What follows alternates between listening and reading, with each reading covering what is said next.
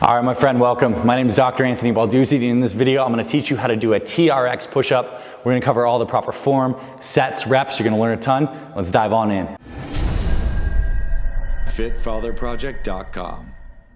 All right, so the TRX push-up starts in this kind of like plank style position. And before we even talk about the push-up part, an important thing is I really need you to be squeezing your abs, keeping your back as flat as possible. What you don't want is to have your low back round like this. You wanna keep those abs tight, squeeze your glutes, squeeze your quads so you're nice and tight.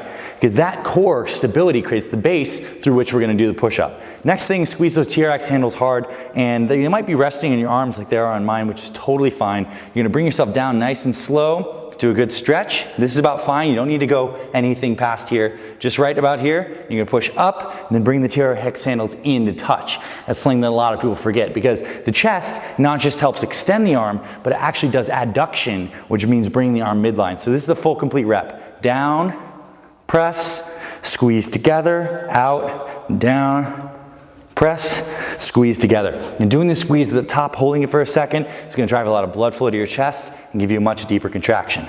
Now, with TRX push-ups, you can make it harder by stepping farther back.